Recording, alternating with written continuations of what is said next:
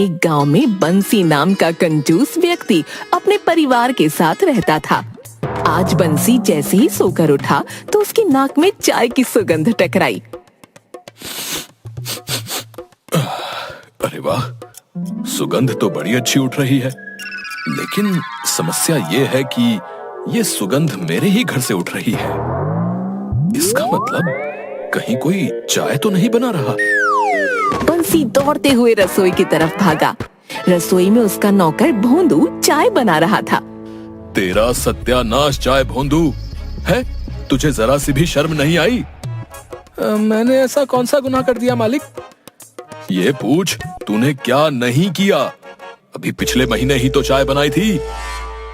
मालिक, मैं चाय अपने लिए नहीं बना रहा, बल्कि मालकिन के सर में दर्द हो रहा था, उनके लिए बना रहा हूँ। अरे अगर सर में दर्द हो रहा था तो उसके लिए चाय में पैसे खर्च करने की क्या जरूरत थी? है? कुछ देर बाद सर में दर्द अपने आप बंद हो जाता। वैसे भी ये सब अंग्रेजों के चोचले होते हैं। हाँ, जल्दी से गैस का चूल्हा बंद कर, नहीं तो गैस भी खत्म हो जाएगी। इतना बोलकर बंसी क्रोधित हुआ और अपनी पत्नी के कमरे में गया और बोला,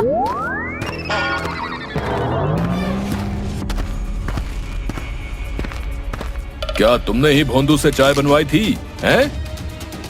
हाँ, आज मेरे सर में हल्का सा दर्द था, इसलिए मैंने 10 रुपए का दूध मंगवाकर चाय बनाने को बोल दिया।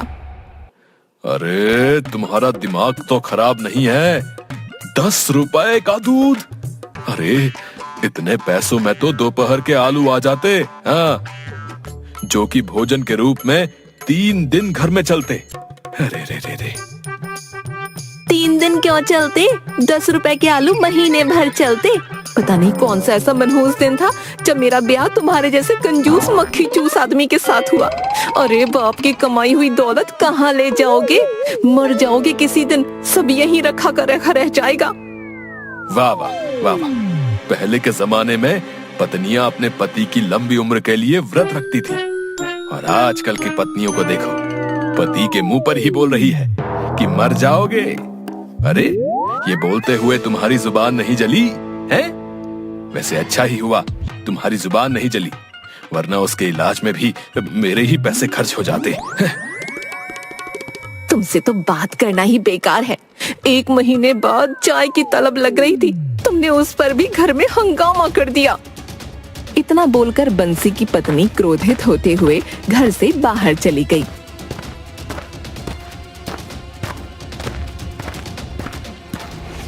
और बंसी अपने घर के बाहर एक कुर्सी पर बैठकर गहरी सोच में डूब गया। लगता है मुझे अपने नौकर भोंदू को सबक सिखाना होगा। उसकी हिम्मत कैसे हुई मुझसे बगैर पूछे 10 रुपए खर्च करने की? है? तभी बंसी को कुछ याद आया और उसके चेहरे पर चिंता की लकीरें झलकने लगीं। अरे मैं तो भूल ही गया, आज का तो मेरा भोंदू को पगार देने का वादा था। मैंने 6 महीने बाद उसे पगार देने के लिए कहा था। अब क्या करूं?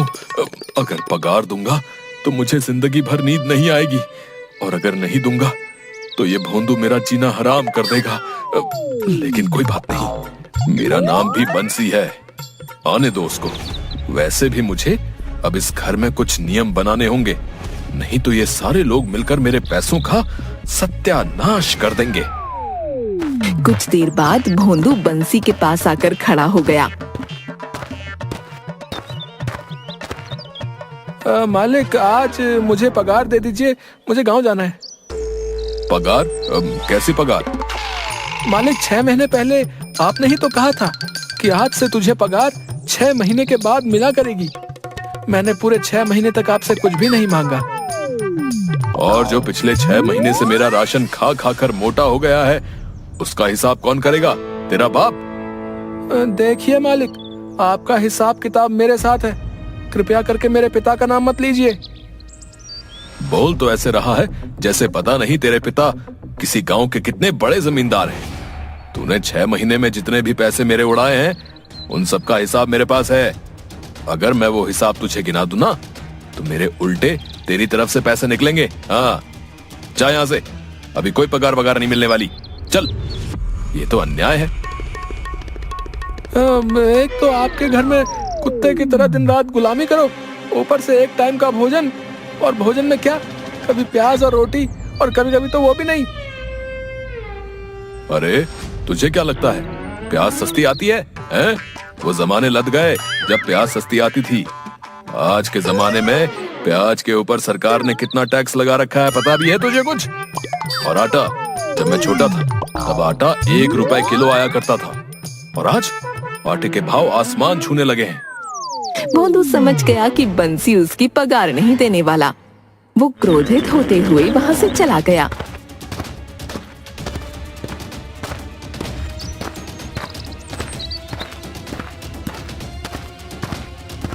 बंसी अपने कमरे में आकर बैठ गया। तभी उसकी पत्नी आकर उससे बोली, आपको नौकरों पर इस तरह से अन्याय नहीं करना चाहिए। ईश्वर से थोड़ा डरिए, कहीं ईश्वर आपसे नाराज हो गया तो क्या होगा आपका, आपने कभी सोचा है? अरे ईश्वर बहुत ज्यादा खर्चीले लोगों से नाराज होता है। साफ साफ बोलो, तुम क्या कहना चाहती हो?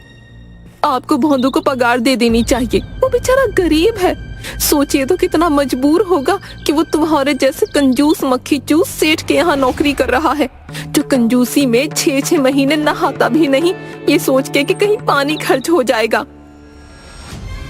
बस करो, बहुत हो गया। अब तुम मुझे गुस्सा दिला रही हो। तुम भोंदू की हिमायत ले रही हो या मुझे अपमानित कर रही हो?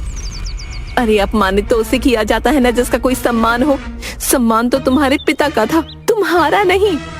बंसी अपनी पत्नी की बात का जवाब दिए बगैर घर से बाहर चला गया। इधर बंसी का नौकर भोंदू मुंह लटकाए बैठा था कि तभी उसे गांव का मुखिया मिल गया।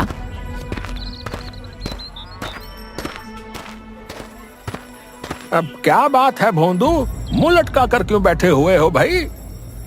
अब आपको क्या बताऊं मुखिया जी, मुझे गांव जाना है। 6 महीने पहले बंसी सेठ से पगार मांगी थी, तब उसने बोला था कि पगार 6 महीने बाद ही मिलेगी। और तुमने 6 महीने बाद जब पगार मांगी होगी, तब उसने तुम्हें उल्टी सीधी सुनाकर तुम्हारा मुंह बंद करवा दिया होगा, है ना? आपने बिल्कुल सही कहा मुखिया जी। मुखिया जी मैं बहुत परेशान हूँ, कृपा करके मेरी पगार दिलवा दीजिए ना, आप तो गांव के मुखिया हैं। चिंता मत करो, उस कंजूस बंसी से मैं तुम्हारी पगार दिलवा कर रहूंगा। चलो मेरे साथ। भोंदू मुखिया को लेकर बंसी के घर चला गया।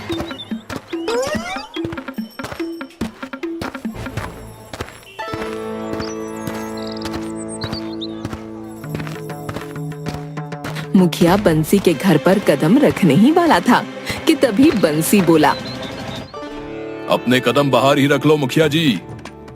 क्यों, तुम्हारे घर में गांव के मुखिया का आना मना है क्या? नहीं नहीं मुखिया जी, दरअसल आप मेरे घर आओगे, मजबूरन मेरी पत्नी आपको देखकर चाय बनाने लगेगी, और मैं नहीं चाहता कि फिजूल में मेरी चाय की पत्ती, दूध और चीनी पर पैसे खर्च हो। मुझे तुमसे ऐसी ही उम्मीद थी। मैं यहाँ पर तुम्हारे घर की चाय पीने नहीं आया हूँ, बल्कि तुम्हें ये कहने के लिए आया हूँ कि तुम अपने नौकर को उसकी पगार दे दो। वो बेचारा परेशान है। अगर नहीं देता तो क्या कर लोगे तुम? तो फिर मैं गांव में एक पंचायत बैठाऊंगा। और तुम जानते हो बंसी कि अगर गांव में मैंने तुम्हारे खिलाफ पंचायत बैठा दी तो गांव का हर सदस्य तुम्हारे खिलाफ बोलेगा। गांव से तुम्हारा दाना पानी खत्म हो जाएगा। हाँ, बता रहे हैं। मुखिया की बात सुनकर बंसी परेशान हो गया और अपने मन में अपने नौकर भोंदू से पीछा छुड़ाने के उपाय सोचने लगा। ठीक है मुखिया जी, आप मेरे खिलाफ गांव में पंचायत मत बैठाइए। ठीक है, मैं भोंदू की पगार देने के लिए तैयार हूँ, लेकिन 6 महीने पहले जब मैं इसकी पगार देने के लिए तैयार हुआ था, तब मैंने इससे कहा था इसे मेरी 2 शर्तें पूरी करनी होंगी, तभी मैं इसकी पगार दूंगा। आपको विश्वास नहीं होता तो आप इससे पूछ लीजिए। मुखिया भोंदू की तरफ देखकर बोला, क्या ये सच कह रहे हैं? हाँ, ये सच कह रहे हैं, लेकिन आज तक इन्होंने मुझे मेरी शर्त नहीं बताई और मुझे लगा था ये शायद मजाक में ऐसा बोल रहे हैं। उस समय मैंने अपनी शर्त तुम्हें नहीं बताई थी, अब बताता हूँ। मेरी पहली शर्त यह है कि मेरे पास मेरे पिताजी के जमाने की 2 मिट्टी की छोटी और बड़ी सुराही रखी हुई हैं। पिताजी बताया करते थे कि वो सुराही उन्हें किसी राजा ने भेंट में दी थी। तुम उस छोटी सुराही को बड़ी सुराही के अंदर फिट कर दो। अजीबो गरीब शर्त है भैया ये तो। और मेरी दूसरी शर्त यह है कि आजकल सर्दी का मौसम पड़ रहा है। मेरे झोपड़ी वाले गोदाम में चावल की बोरी गीली हो गई है। तुम उन चावल की बोरियों को धूप में सुखा दो, लेकिन ध्यान रखना चावल की एक भी बोरी मेरी झोपड़ी से बाहर नहीं जानी चाहिए। तुम इस कार्य को करने के लिए जितना समय चाहे उतना समय ले सकते हो। तब तक तुम्हें घास की रोटी और घास की ही सब्जी मिलेगी। अबे ये क्या बकवास कर रहे हो बे बंसी? अरे ऐसा कैसे संभव है भाई? ओ मुखिया हो, अगर ये शर्तें पूरी करने को तैयार है तो मुझे पगार देने में कोई एतराज नहीं तो ये बगैर पगार लिए यहाँ से जा सकता है। अगर ये चाहे तो नौकरी छोड़ दे, मुझे कोई एतराज नहीं। मेरे पैसे और भोजन ही बचेगा। मालिक, मेरी वफा का आपने ये सिला दिया। आप तो बेवफा निकले। अरे जाओ जाओ, ये फिल्मी चुपड़चू मेरे साथ नहीं चलेगी, समझे? इतना बोलकर बंसी अकड़ता हुआ वहां से चला गया और मुखिया दांत पीसता हुआ अपने घर की तरफ गया। अब मैं क्या करूं? जब तक मुझे मेरी पगार नहीं मिल जाती तब तक तो मुझे बंसी के घर पर ही रहना होगा।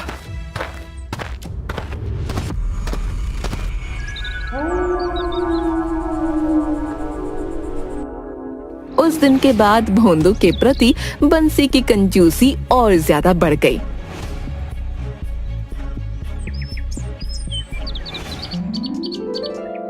एक दिन बंसी की पत्नी ने भोंदू के लिए जैसे ही भोजन की थाली तैयार की,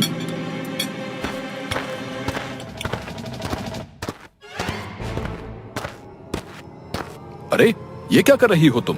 चोरी चोरी चुपके चुपके? ये सुबह से भूखा है बेचारा और बैल की तरह जुता हुआ है। भूख लग रही है इसे। मैंने क्या मना किया है कि तुम इसे भोजन मत दो, लेकिन मेरी शर्त यह भी थी कि अब से इसे घास की रोटी और घास की ही सब्जी खानी पड़ेगी। जाओ जाकर दे आओ अपने भोंदू को खाना, और इसके बाद जो है अपनी जुगाली में वो लगा रहे।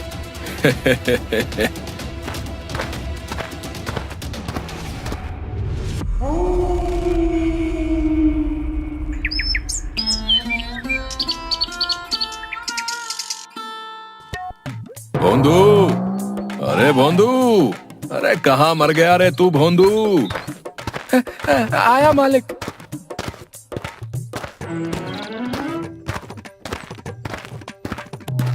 अरे सुबह से मेरे पैरों में दर्द हो रहा है, जरा मेरे पैर दबा दे।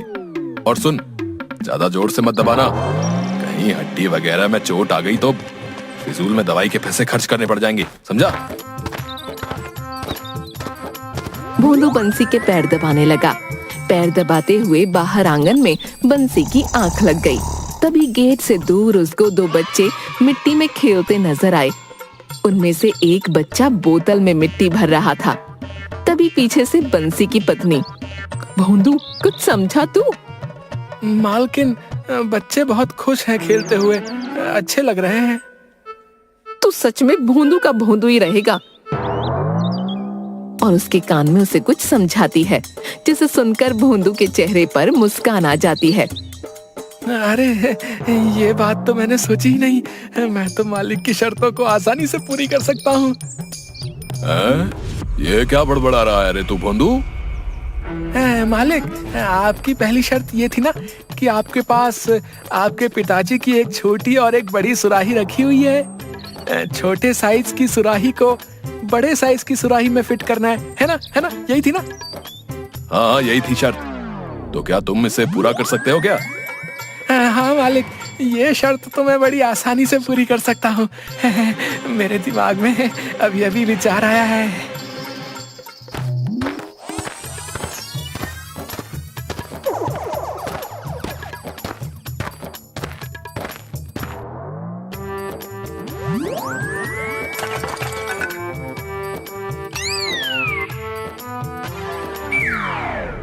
देखिए मालिक, आपकी पहली शर्त मैंने पूरी कर दी। किस तरह से मैंने छोटी सुराही को बड़ी सुराही में फिट कर दिया, देखिए। आहा। अरे तेरा सत्यानाश जाए रे भोंदू। हैं? ये क्या किया तूने रे? हैं? कितना भारी नुकसान कर दिया मेरा। भोंदू बेवकूफी भरे अंदाज में बोला। मालिक, आपने ही तो कहा था छोटी सुराही को बड़ी सुराही में फिट करना है, तो मैंने कर दिया। ये सुनकर कंजूस बंसी सेठ का सर चकराने लगा। तभी भोंदू फिर से बोला। मालिक, मैं आपकी दूसरी शर्त भी पूरी कर सकता हूँ। अभी अभी मेरे मन में ना विचार आया है। हाँ। क्या तू चावल की बोरियों को बगैर झोपड़ी से बाहर निकाले उन्हें सुखा सकता है क्या? हाँ मालिक, बिल्कुल सुखा सकता हूँ। हाँ। इतना बोलकर भोंदू झोपड़ी की ओर गया।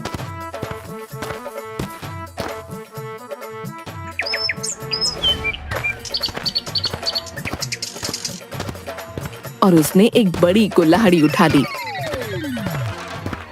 अरे ये क्या कर रहा है भोंदू तू? तूने ये कुल्हाड़ी क्यों उठा ली रे? मालिक, आप बस देखते जाइए। आप मुझसे हमेशा कहते थे ना कि मैं मूर्ख हूँ। अब आप देखिएगा मेरे दिमाग का कमाल। इतना बोलकर भोंदू कुल्हाड़ी लेकर झोपड़ी की छत पर चढ़ गया और कुल्हाड़ी से झोपड़ी को तोड़ने लगा। कुछ ही देर में झोपड़ी में बहुत बड़ा सुराख हो गया। उस सुराख के जरिए झोपड़ी के अंदर सूरज की रोशनी आने लगी। अरे अरे तेरा सत्यानाश जाए रे भोंदू के बच्चे। पिछले 25 सालों से इस झोपड़ी का बाल भी बांका नहीं हुआ था और तूने कितनी बेदर्दी से मेरी झोपड़ी में इतना बड़ा सुराख कर दिया रे। ये क्या मालिक, आप मेरे दिमाग की तारीफ करने की बजाय मुझे भला बुरा बोल रहे हैं। आप तीसरी शर्त भी रख दीजिए, मैं तो वो भी पूरी करने को तैयार हूँ। हाँ। भोंदू की बात सुनकर बंसी का सर बुरी तरह से चकराने लगा। वो हाथ जोड़ता हुआ भोंदू से बोला। उसकी कोई जरूरत नहीं है भोंदू। भाई मैं तेरे जो है हाथ जोड़ता हूँ यार, तू नीचे उतर आ। इससे पहले कि तू मेरे सारे घर का सत्यानाश कर दे, ये ले तू अपनी पगार ले और तू अपने घर हुआ जा। बंसी की बात सुनकर भोंदू नीचे आ गया और पगार लेकर वहां से चला गया। और बंसी सर पकड़कर घर पर कुर्सी पर बैठ गया और बंसी की पत्नी भोंदू को जाते हुए कहती है, बाय बाय भोंदू, सब काम अच्छे से निपटाकर जल्दी आना।